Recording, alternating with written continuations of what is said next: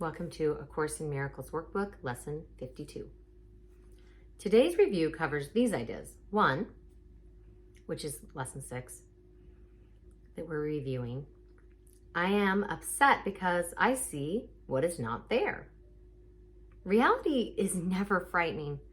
Oh my goodness, I feel like I'd like to pause and just say, if we believe this one sentence, our entire paradigm in life would shift to reveal so much more sweetness and beauty than we can currently imagine. As I sink into this trust myself, I am experiencing a radically different life than I did previously. This would be an hour-long lesson if I went into it, but just trust me when I say reality is never frightening. It's almost like our egos were designed to frighten us. And it's our opportunity, it's our privilege to let that go. To see the truth through illusion. Reality is never frightening. It is impossible that it could upset me. Reality brings only perfect peace. When I'm upset, it is always because I have replaced reality with illusions I made up. The illusions are upsetting because I have given them reality and thus regard reality as an illusion. Nothing in God's creation is affected in any way by this confusion of mine. I am always upset by nothing. Wow. If you're upset, if I'm upset, I am always upset by nothing. Only nothing can upset us because reality is never frightening. 2, review of Lesson 7. I see only in the past. As I look about, I condemn the world I look upon. I call this seeing. I hold the past against everyone and everything, making them my enemies.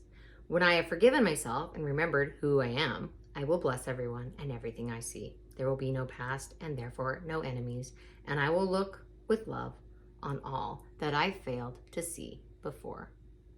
In truth, beloved, you have no enemies. Everyone here in your life is here to bless you, teach you something, support you, awaken you, give you experience and contrast.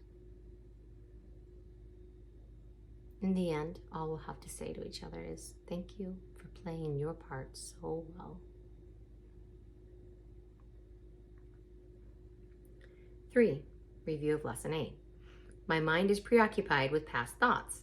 I see only my own thoughts, and my mind is preoccupied with the past. Why then can I see as it is? Let me remember that I look on the past to prevent the present from dawning on my mind. Ego can't exist in the present.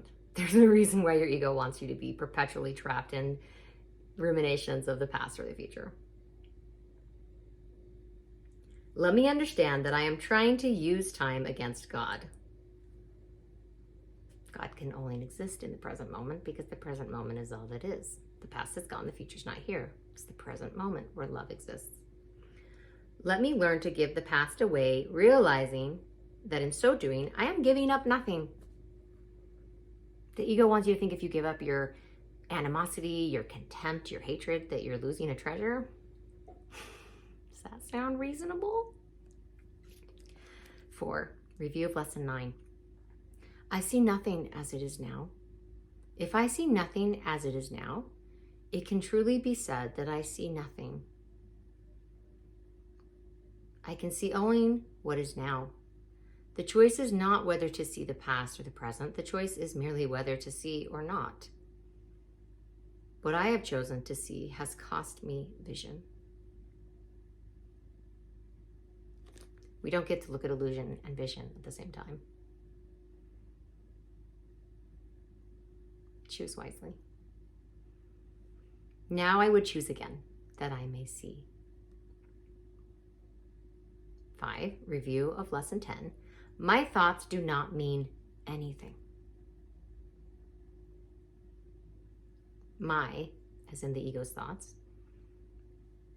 I have no private thoughts, yet it is only private thoughts of which I am aware. What can these thoughts mean? They do not exist, and so they mean nothing. Yet my mind is part of creation and part of its creator. Would I not rather join the thinking of the universe than to obscure all that is really mine with my pitiful and meaningless private thoughts? This is talking about the illusion of separation.